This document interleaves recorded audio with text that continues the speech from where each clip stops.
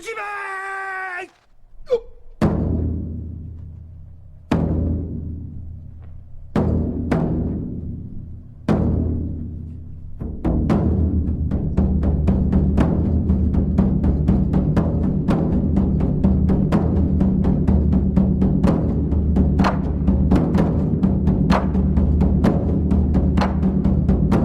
morning, everyone. Thank you so much for coming together today. And may I turn now to Dr. Greg Lockhart, our orator for today.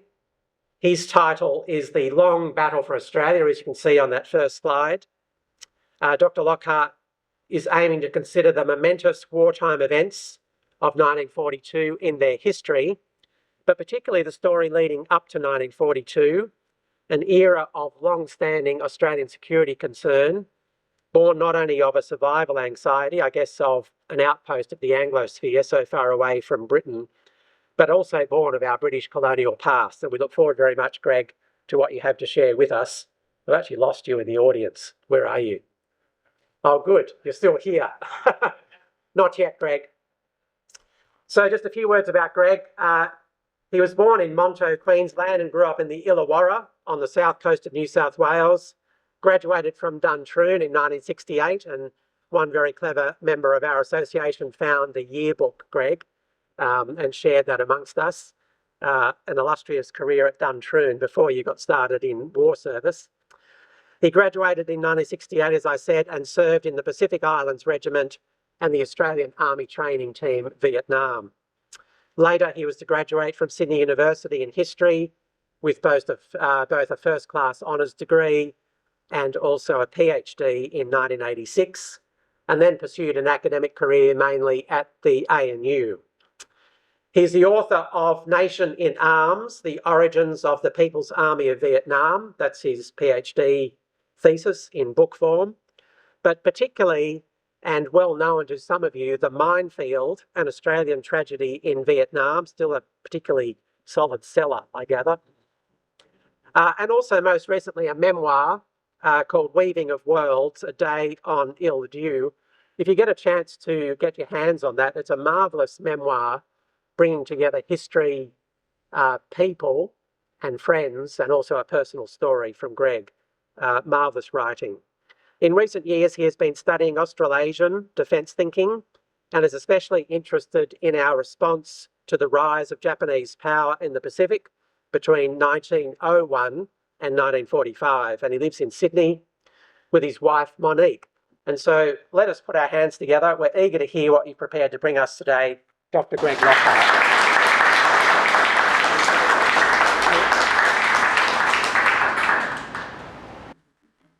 Good morning, everybody. Darren, thank you so much for that introduction, and thank you and also the committee. It's a great honour to be invited to give this oration.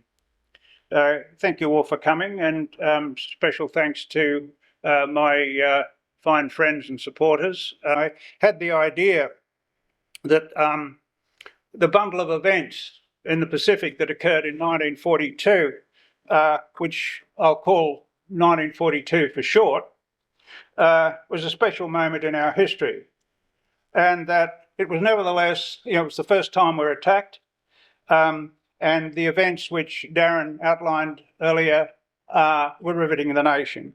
It was the framework for what was going on, and yet that moment was neither sovereign nor self-contained. There was a whole collision of empires going on: the Japanese, British, Netherlands, the Dutch, and the American empires were clashing. And they also, those events also had a past. And so what John Curtin did was exceptional, and yet it was also connected to the past, and that's what I want to talk about. So, 84 years ago today, the Canberra Times reported Prime Minister John Curtin on the 16th, it's the day before, that the fall of Singapore can only be described as Australia's Dunkirk. It will be recalled that the fall of Dunkirk initiated the battle for Britain. The fall of Singapore opens the battle for Australia. So although it followed a great tactical defeat, the evacuation of about 340,000 Allied soldiers from Dunkirk to Britain over several weeks across the English Channel was a great morale booster for Britain and the Empire indeed, because Curtin's talking about it. And yet it bears no relationship to what happened at Singapore. The fall of Singapore was an epochal catastrophe, not an inspiration. It shattered the British Empire and sent shockwaves through Australia and New Zealand. So neither at first glance does Curtin's main analogy for the Battle of Australia seem more accurate. The reference was to Churchill's famous "This is their finest hour" speech in the House of Commons in Britain on the 18th of June 1940. And it was then, of course, he said, "I expect that the battle for Britain is about to begin." So Curtin was channeling him. The Germans had planned an invasion of Britain before the concerted German air attack on Britain was repelled in, indeed, the Battle for Britain that went on from July to October 1940. And although Australians could not have known it at the time, the Japanese had nothing remotely similar in mind for Australia. After their spectacular success that Darren's given us the framework for, they were looking for the oil and raw materials in Malaya and Netherlands East Indies. They hadn't even thought much about Australia at all. It wasn't even on their radar, really. And suddenly, this spectacular advance, and they suddenly realised they hadn't thought through this strategic problem of what do they do with India and Australia. So when the wartime Prime Minister Tojo was asked in 1946 whether Japan intended an invasion, he replied, "Harassment, yes. Invasion, never." Neither the troops nor the shipping were available to undertake such an operation. You've got to understand here that during the Second World War, the Americans, and certainly not us, got anywhere near the Japanese main battle, which was in China. The Japanese had 51 divisions in 1941.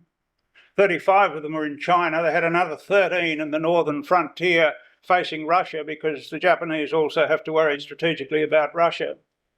And so that's, another 13 divisions there. They only had 2 divisions in Japan and in Korea. They scraped together about 11 divisions for the Great Southern Advance, and they only used in the 25th Army 3 divisions to attack Malaya.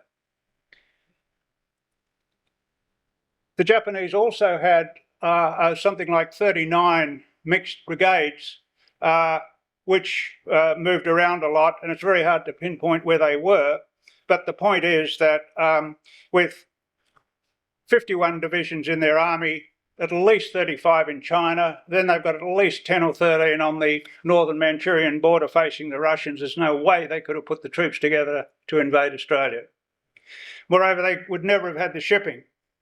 At that point, the Japanese naval commander, Admiral Yamamoto, was preparing his resources, or marshalling his resources, for the largest naval battle in history, which was Midway.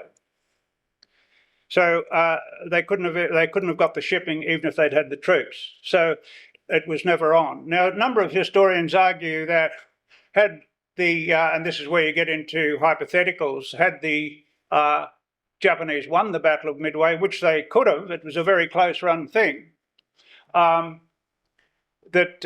they would then have started to pressure us. But I don't think the Japanese could, in fact, even if they had won the Battle of Midway, I don't think the Americans were going to leave it there. And there are good studies showing the productive capacity of America compared with Japan, and the Japanese had the capacity to produce something like, or reproduce something like 19 carrier aircraft carriers or equivalent units, whereas the Americans in the Second World War were building more like 40 or 50.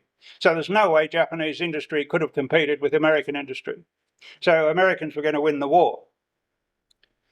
So for that reason, I would argue there's no way an invasion was never on. Historian Dudley McCarthy pointed out in 1959 that the Japanese had a conference in March 42 where they decided, the army decided that they would need 10 divisions or more to get a foothold in Australia, and it was just not possible. There are a number of other historians, most notably Henry P. Fry. Henry was a Swiss national who came to Australia in the 70s, and he worked out back for a couple of years. Then he went to Japan, and he married a Japanese girl, and he lived there, and he then did this big study on the Japanese Southern Advance, and he's reading Japanese documents and sources fluently, which is not easy to do. And he wrote the important book on this, and he concluded that there's no way they could have invaded Australia, and he obviously had a very serious interest in the subject. Moreover, Peter Stanley, the Australian War Memorial historian who's used Henry's work, he also concluded that, quote, the battle for Australia did not happen. Now, does this conclusion matter? Well, it matters that an Asian invasion nightmares which flourished in the culture for a long time inflected what was going on in 1942 in ways that, if we've got time, I can talk about at the end, or you can ask me in question time. But the point's also larger than that Curtin was using the battle for Australia as a rhetorical device at a particular moment, and a device with deep resonance in the culture to mobilise people in a national emergency. And of course, 7-8 December, the Japanese attack. And what Curtin says when he declares war is very important. He is not fixated on a battle for Australia. He does mention it when he talks about the battle for Australia on the 17th of February. However, when he declares war on 8 December, the same day the Japanese attack, what he says is, we're at war with Japan, men and women of Australia. We're at war with Japan. That's what he says, because in the first instance, Japanese naval and air forces launched an unprovoked attack on British and United States territory.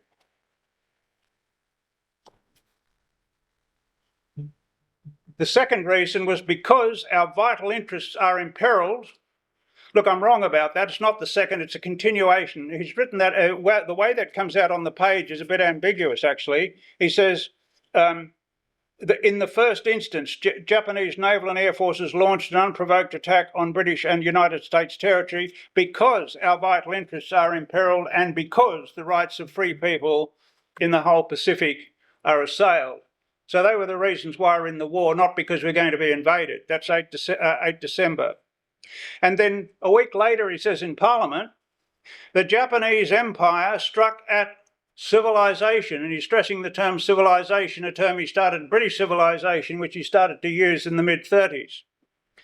And he says, in that generic, if not quite properly understood term, which is the way they used to talk in those days, we include the Commonwealth of Australia.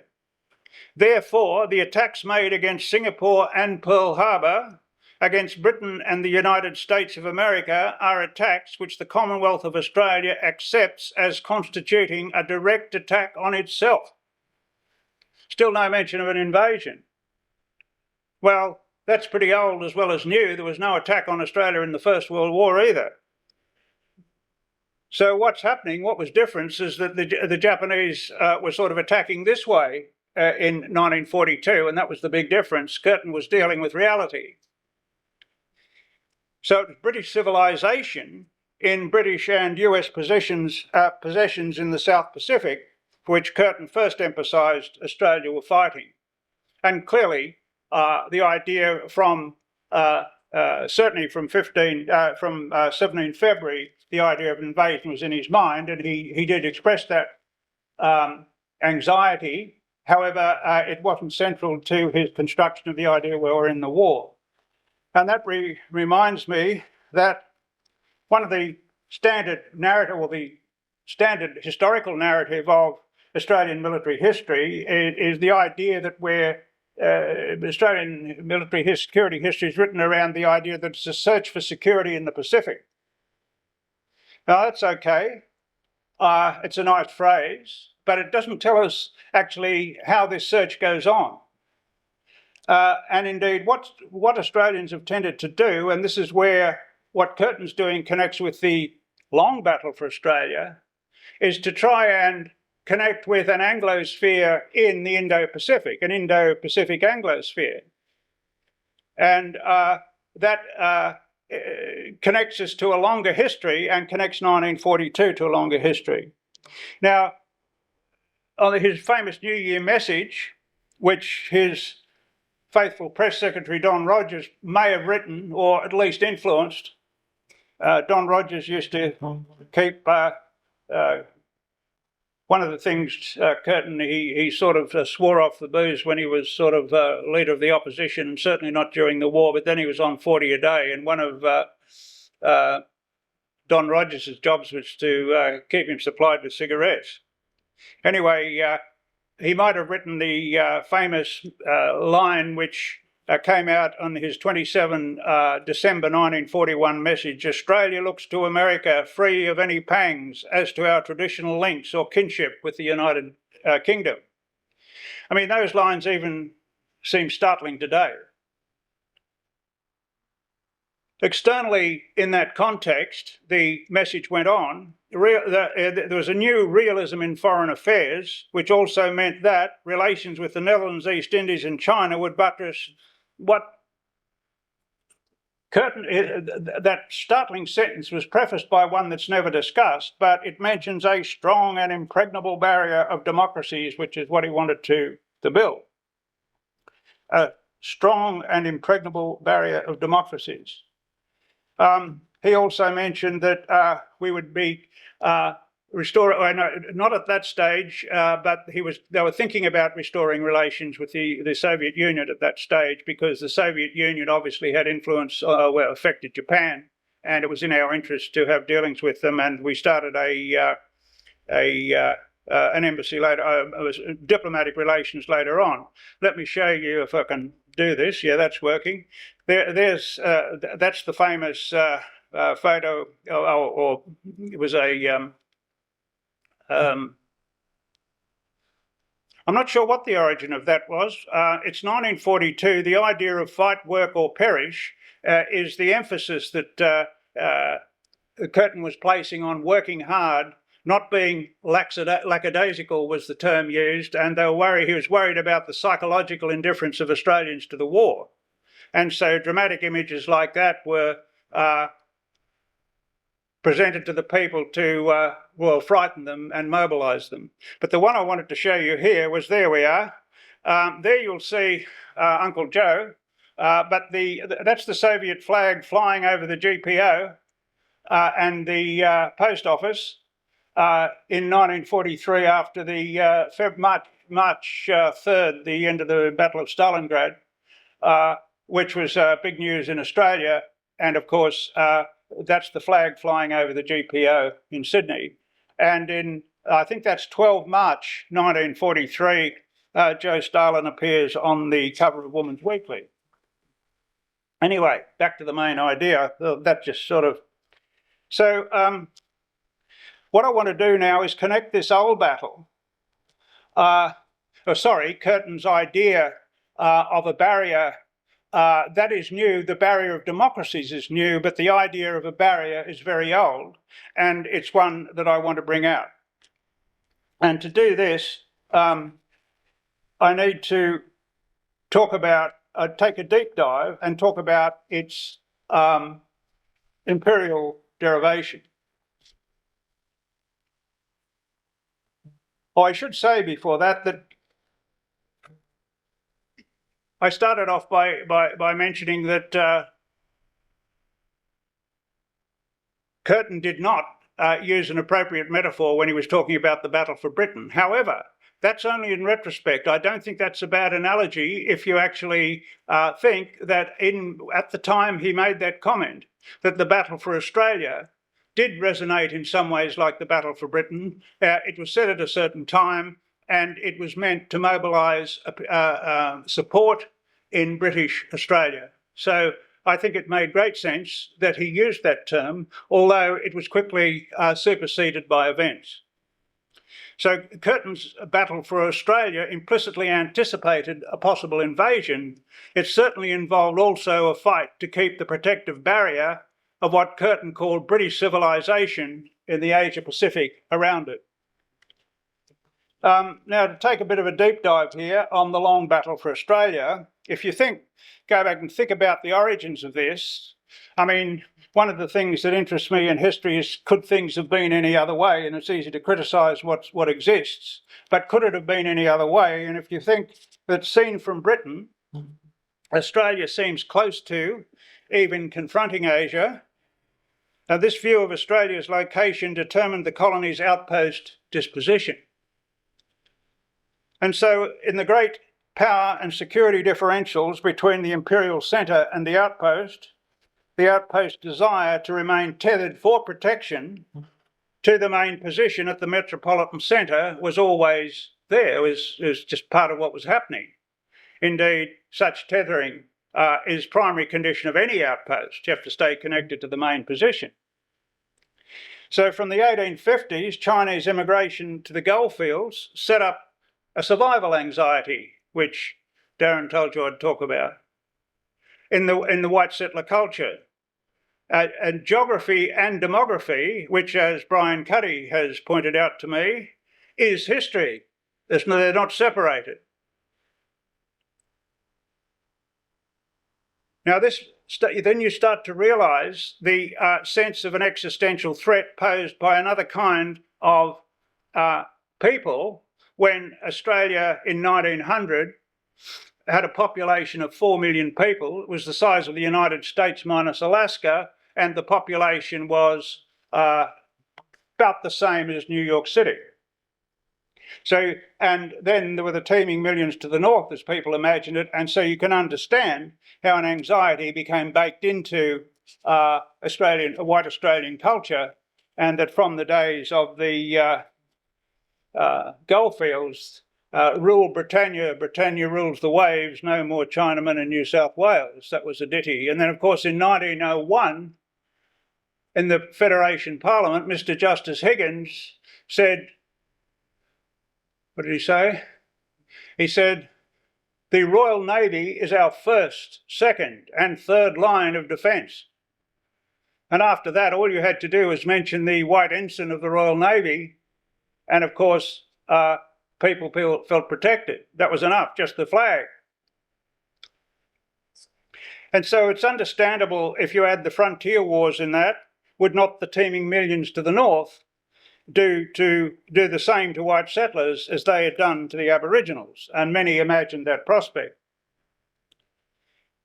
John Curtin almost certainly did when, aged 14 in 1899, he began to work as an office boy in a magazine called The Rambler, the office of a magazine called The Rambler, which dealt with theatre gossip and light verse and illustrated jokes. And of course, one of the people who worked for The Rambler was, or supported it with his talents, was Norman Lindsay. And there you see on the screen one of Norman Lindsay's classic yellow peril, sort of with the fear that was coming out of our nightmares. There you have it.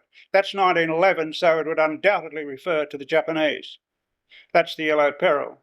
And indeed, around that time, the Naval Board itself, 1913, the Naval Board itself redefined the yellow peril as, quote, Japanese. Before that, well, they thought the definition was too vague. It could have meant Chinese, or weren't sure what it meant.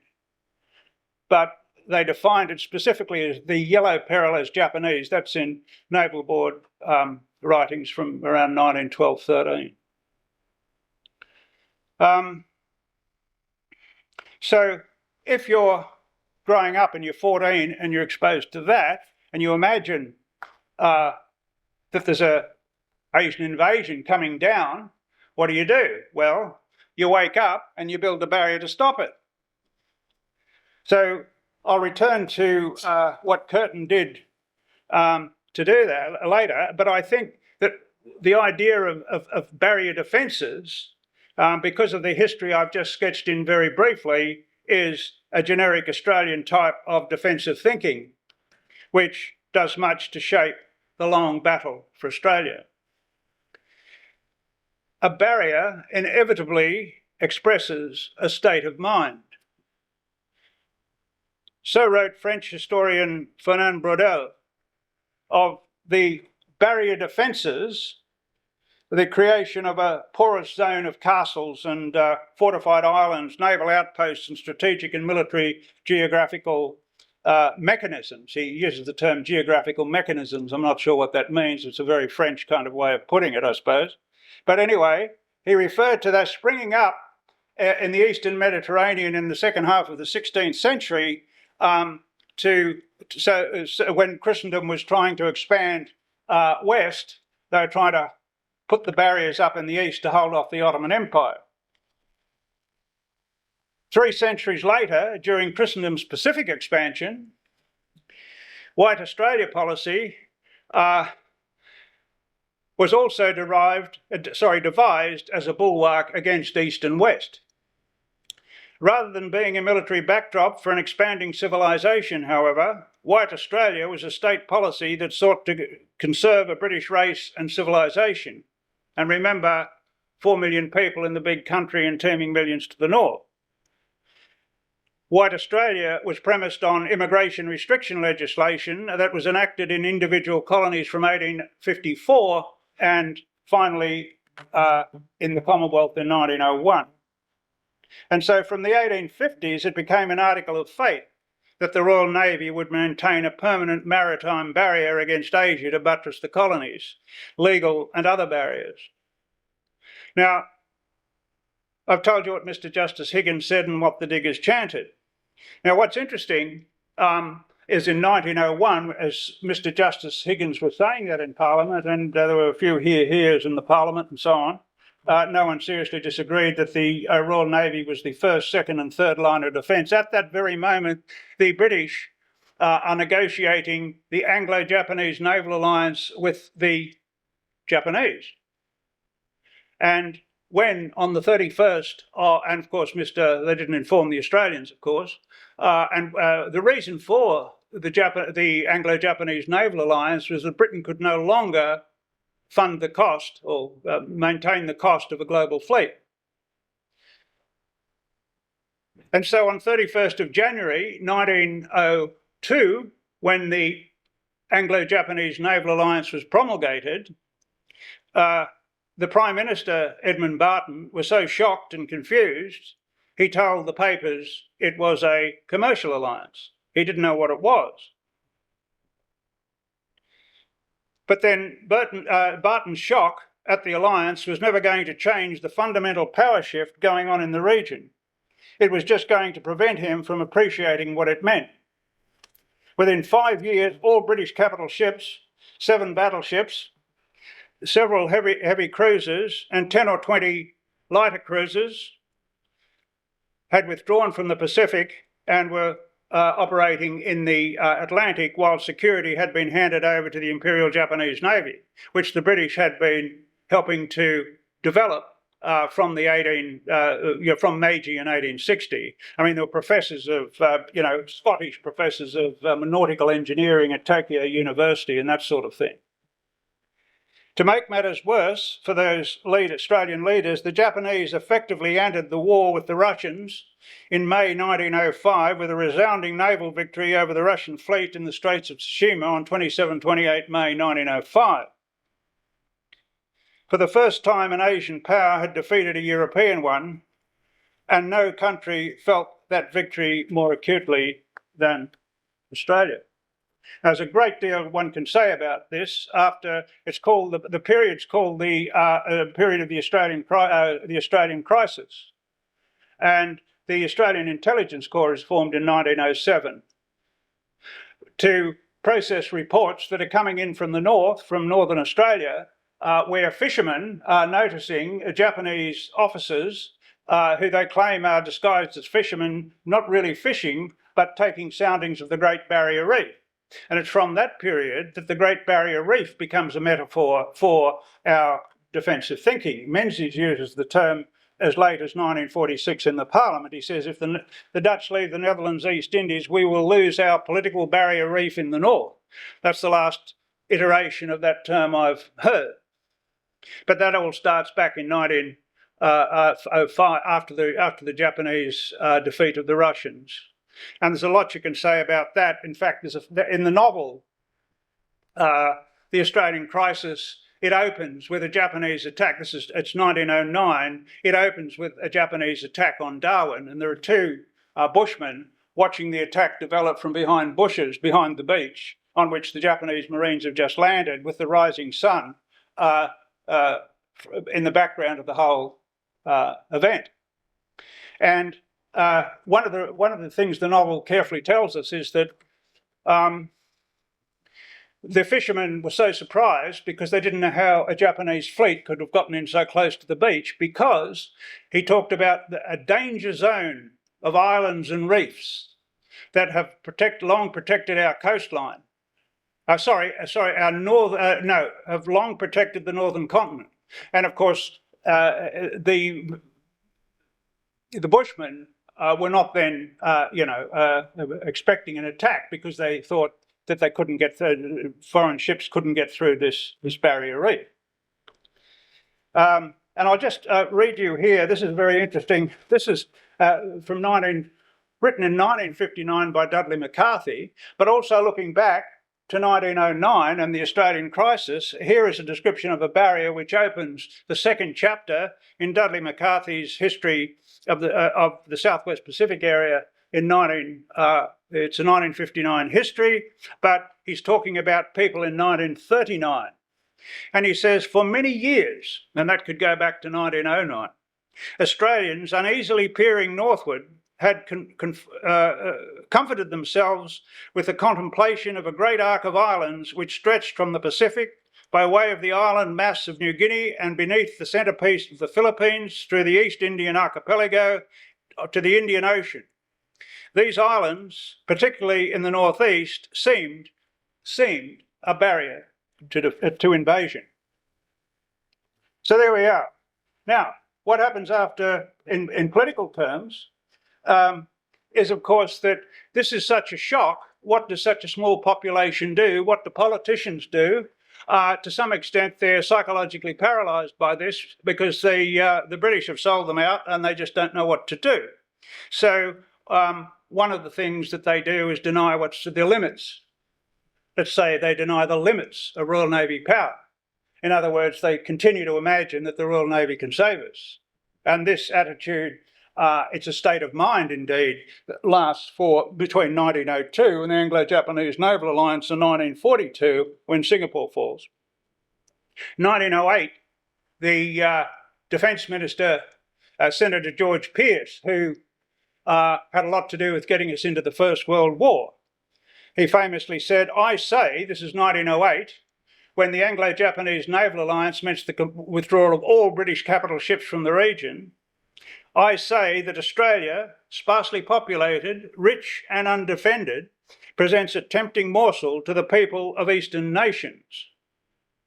We talk about our White Australia legislation, but if it were not for this protection, if it were not for the protection of the British fleet, that legislation would not be worth the paper on which it was written. Now, what a denial of strategic reality, you might say, but the fleet had gone. But that's also the point. The threat seemed so alarming and was so baked into the settler security culture that it's not difficult to show how Australian governments, down to Curtin's, denied, with results that were particularly catastrophic in 1914-18, the limits of British and Anglosphere imperial power in the Pacific, because we wanted it, we desired, well, what else do you do in an outpost? So denying the limits of RN power was indeed the first port of call. If you, to go on using it to build barriers against imagined enemies from the north. So you imagine enemies that are not really coming, and of course they are so incommensurable that we simply don't have the power to deal with them, that we've simply got to have the Royal Navy, so we then deny the limits of Royal Navy power.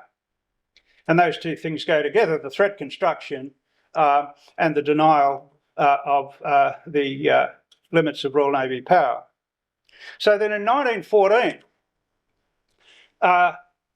I'll talk to some, there's a lot I can say here. You can talk endlessly about these subjects, but 1914-18, I've got a thing which says the Japanese soft and hard power floods the zone.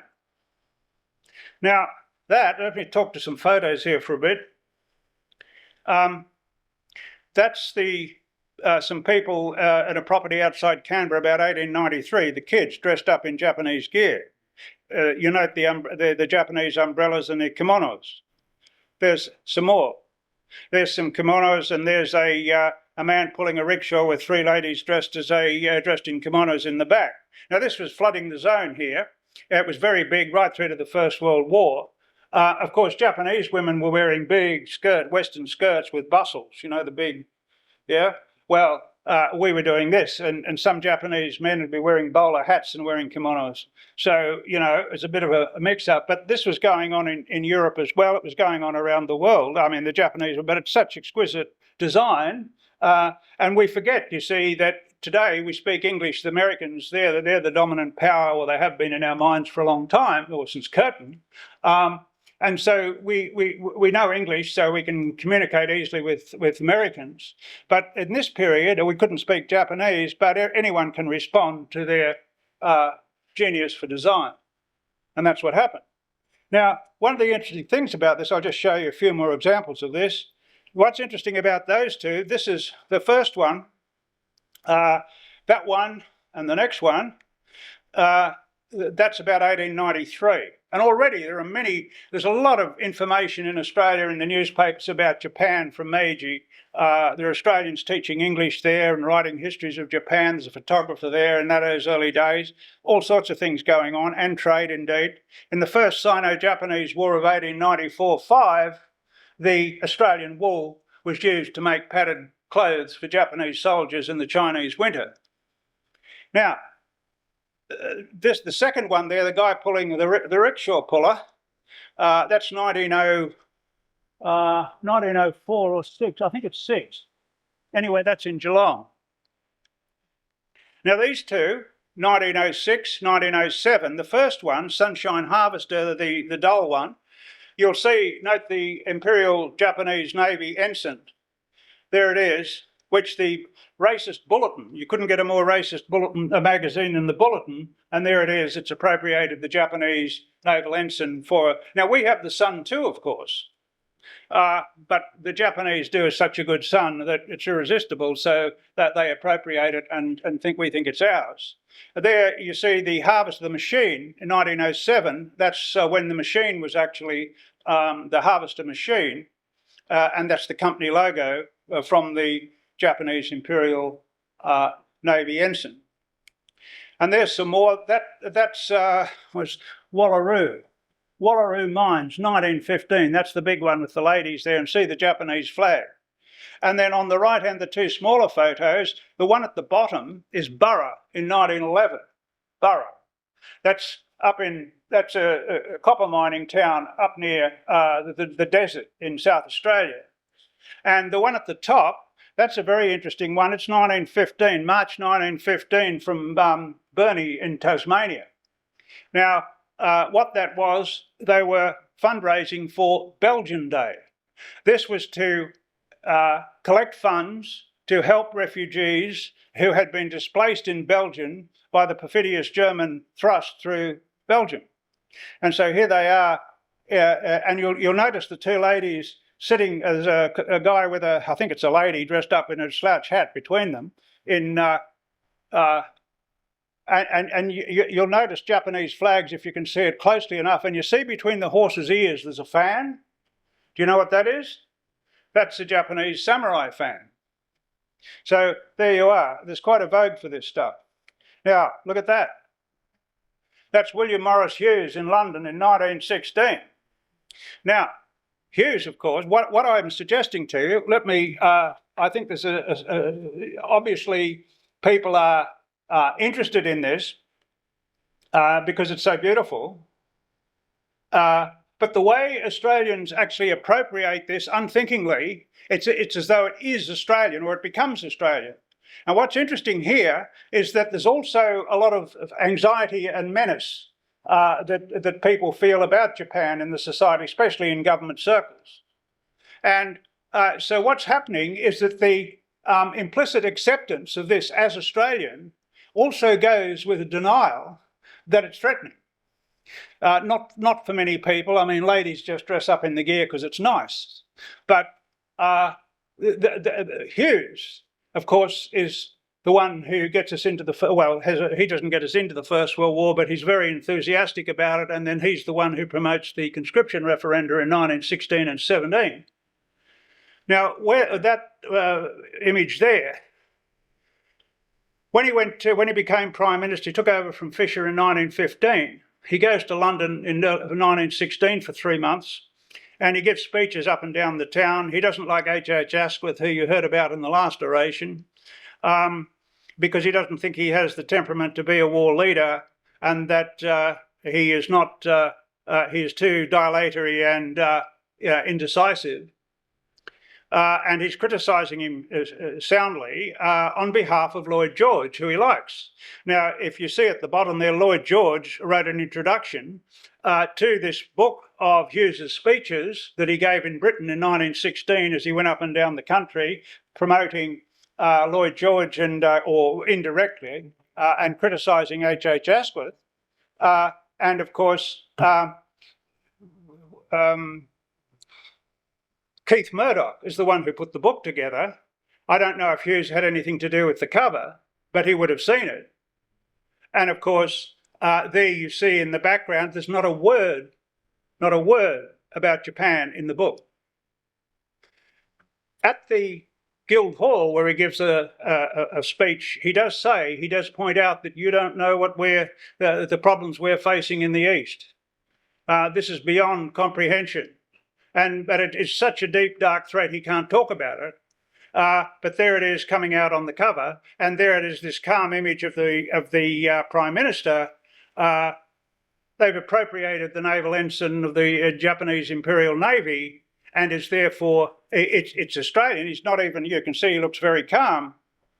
So it's sort of, his acceptance of that image is also confirming the denial of the threat that it presents. So it's a deep psychological, and what else would you expect in such a small country, with such a small population, with all these anxieties? So what does John Curtin do in the First World War? Well, he's anti-militarist. And you've got to remember that when he's young, he's very, he's interested in socialism, he's interested in labour issues. He thinks the First World War is a capitalist plot against the working class, and he won't support the war. So he refuses to enlist. He does 3 days in jail for not... he gets very depressed about all this, and then he goes to Western Australia and he becomes the editor of the West Australian Worker. But before that, in 1914, that's 1916 when he has all the problems with the authorities, Hughes in particular, that you see there. In 1914, he stood for Parliament at Balaclava, and it's not that he wasn't interested in defence, he just didn't think we should be supporting the Royal Navy, and we shouldn't be supporting Anzacs going to the other side of the world. What he proposed was that we develop a fleet of airships, and we have a headquarters in the McDonnell Ranges, and we would use them. I mean, he still felt that there was a Japanese threat, as indeed the people who were sending the Anzacs to the other side of the world felt there was a Japanese threat. He did too, but his response to that was to focus on Australia, look at Australian priorities, and he came up with this idea of defending the country with airships. If you want to ask me in question time where he got that idea from, I'd be happy to tell you. So that's an important aspect of Curtin's early years. And when he goes to, let's see if I've got the, I should say with Hughes there, a month or two after that image comes out, I forgot to tell you this, of course, in July through to early September 1916 are the greatest casualties in Australian military history, when, at Fromelles, Moquet, Mukau Farm, as they used to say, and Pozières, the greatest number of Australian casualties ever occurred in war, something like 8,800 killed and 28,000 wounded. So what's going on then? While that denial is going on, we don't realise that the Japanese hard power is pouring through. Now, if you look at the First World War, there's the idea that the Royal Navy is the first line of defence. Well, in fact, the Royal Navy, if you look at Julian Corbett, the official history of the British naval, the official British naval history of 1914-18, it points out that naval operations against Germany in 1914-15, it's not easy to see how the thing could have been done in the Pacific efficiently, but for the assistance which Japan provided. Now, there's a whole litany of things the Japanese Navy did for us during the First World War, including, everyone knows about the Ibuki taking the first contingent across the Indian Ocean. But after that, the Japanese continued to escort merchant shipping from Fremantle to Colombo and on to Aden sometimes. The east coast of Australia, it patrolled defensively for extensive periods in 1917. And it also corralled German merchant ships in the Philippines and the Netherlands East Indies. So in all those ways, when the Australian Navy was in fact under command of the Royal Navy and all over the world, the Japanese Navy, it was in considerable measure our first line of defence. Now, that's not registered, and it's a remarkable thing to think about when we had 60,000 people killed and in Australia, and another 15 or 18,000 killed in New Zealand. Now, the Singapore, I haven't got time to tell you about. The Singapore strategy, that's a very big and complex story in itself, but I will just point out to you that Australian officials like Menzies, Bruce, the Prime Minister, and Menzies were always doubtful that it could work, but also wanted to think it could work. And so in 1923, Bruce says, "While I am not quite clear as to how the protection of Singapore is to be assured, I am quite clear on this point that apparently it can be done."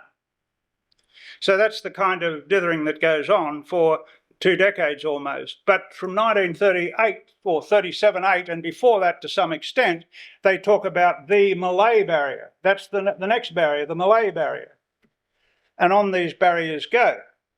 So what did Curtin do in the 1930s when he became leader of the opposition? Well, he continued to think about air power. He thought that he disagreed with the Singapore strategy, and he thought we should develop an air force. He thought we should, I think he was talking about 25 squadrons and 300 planes, something like that.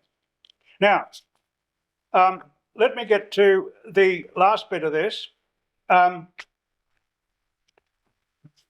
where I just want to sum up at the end the conclusion about how Curtin, what he did, because, well, I should say that the anxieties that had been in this long history, in which we put up barriers that we can't really realise or we can't really build, but we think they're there, it's a state of mind. But finally, in 1942, there is an attack.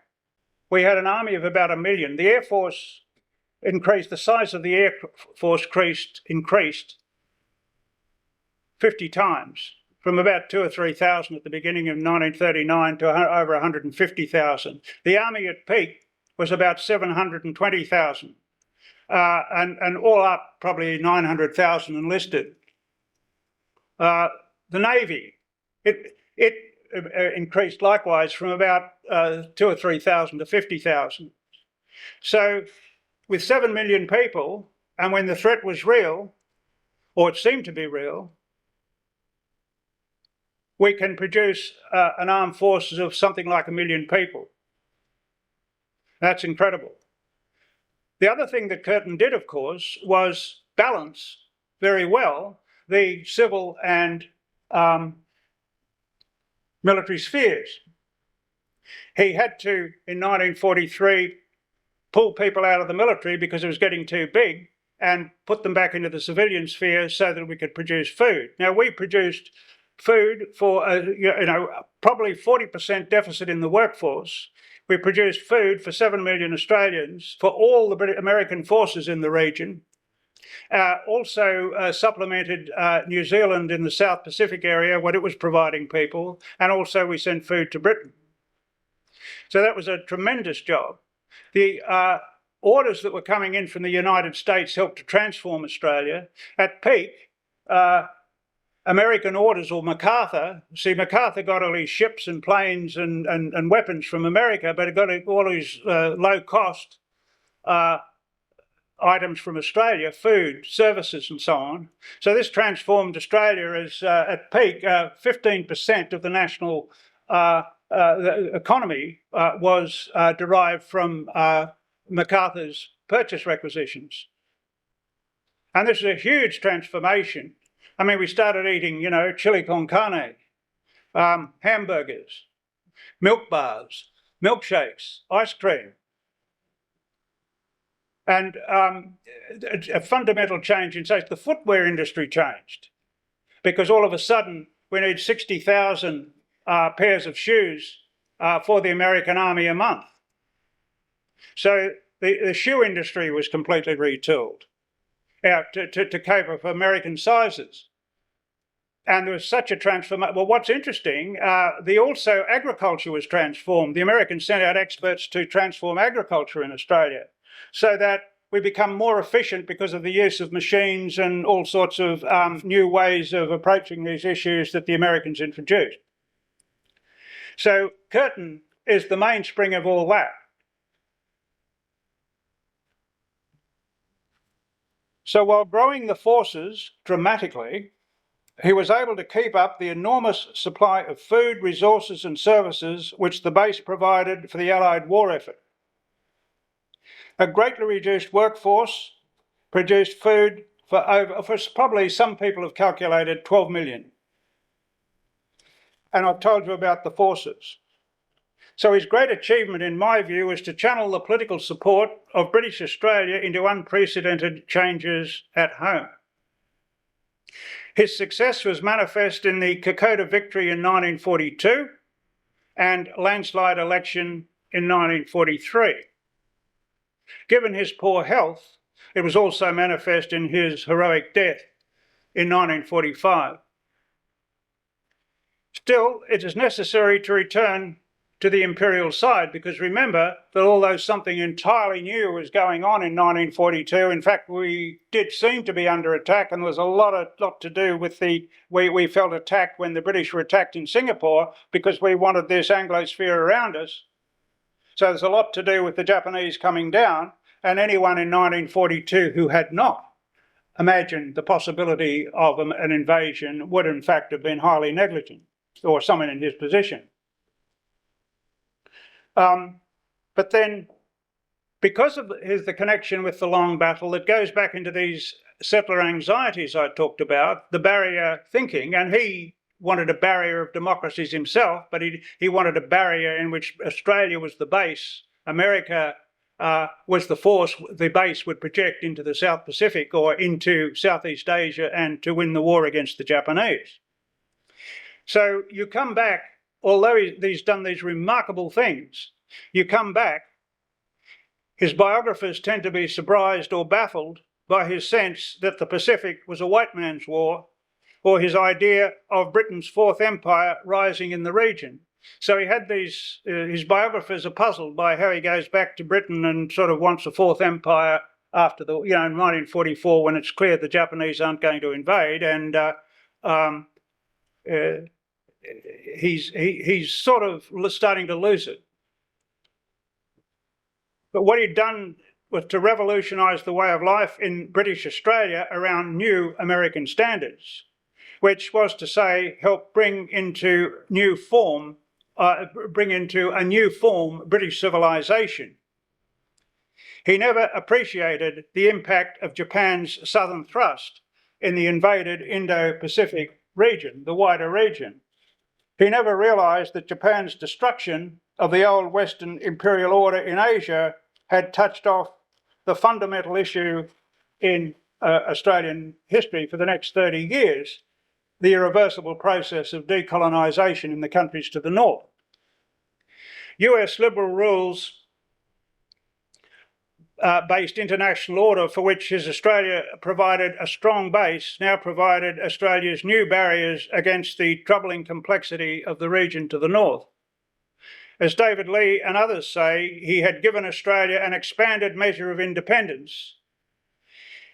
Having empowered Meiji's impregnable barrier, which Meiji used the term impregnable barrier to talk about the Singapore strategy, and he upgraded it to an impregnable barrier of democracies, he had also reorganised Australia for Menzies to lead it into Malaya, confrontation with Indonesia and Vietnam, and with a slight qualification, Korea.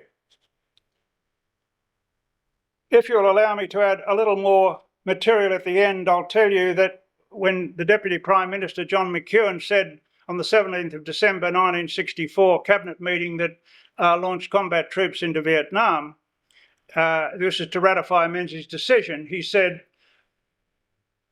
American regiments in Vietnam are the last barrier between us and China. Now, if I had time, I could connect the fall of Singapore with the fall of Saigon.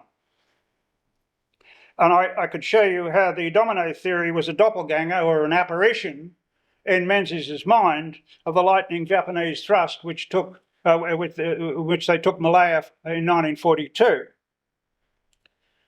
So the long battle for Australia did go on, and arguably it still goes on. If you think of UK, US, it's hard not to believe that the latest iteration of the barrier state of mind is before us.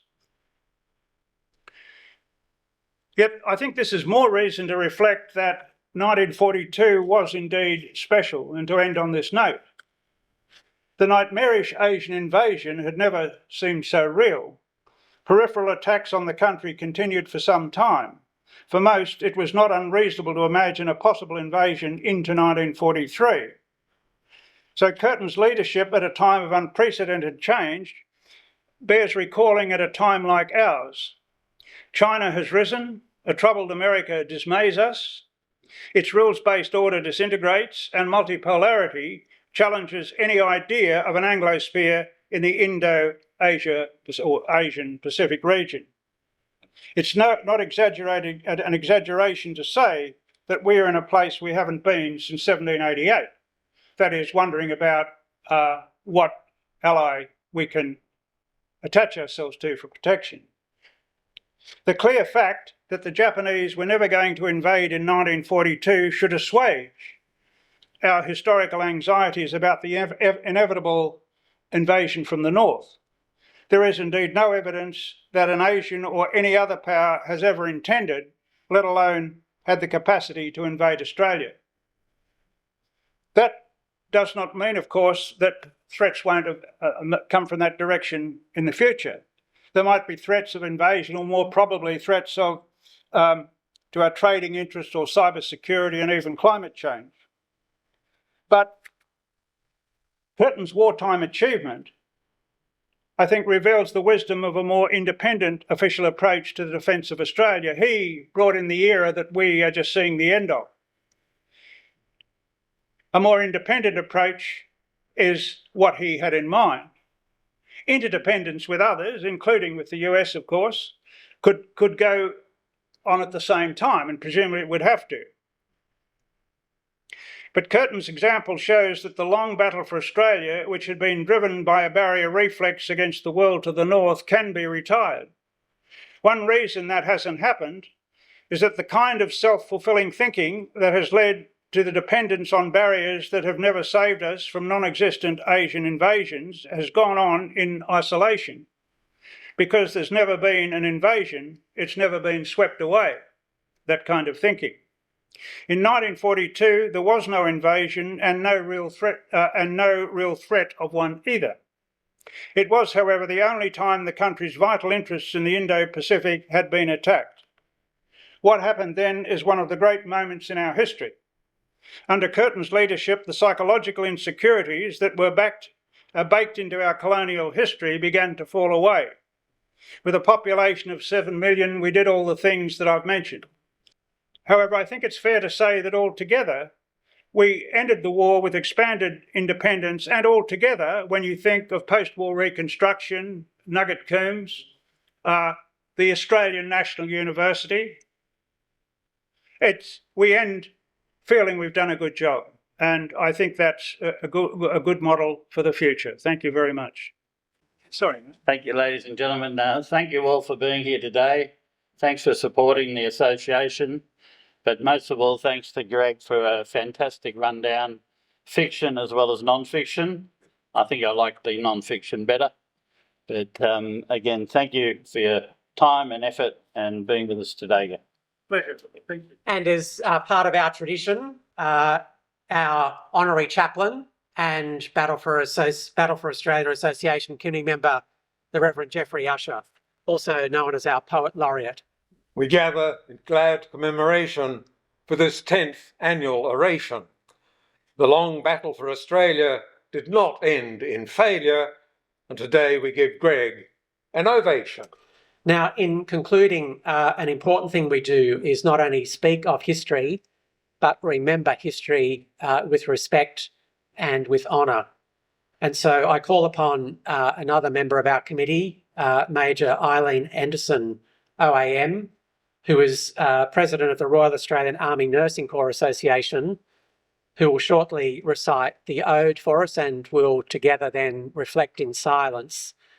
And so it's apt that as we conclude, we don't forget the individual sacrifices involved in wartime, even as we try to understand better what was going on at that time through our history endeavours. And so could I invite you to, if you're able to, please stand for Eileen, who will recite the ode. At the conclusion of the ode, we'll mark a period of silence, and could I encourage you during that time to reflect on the bravery and sacrifice of that generation of Australians, for the suffering of those who lost their loved ones, and particularly that we might give thanks for that sacrifice and for the nation that we now have today. Eileen. They shall grow not old, as we that are left grow old. Age shall not weary them, nor the years condemn. At the going down of the sun and in the morning, we will remember them. We will remember them.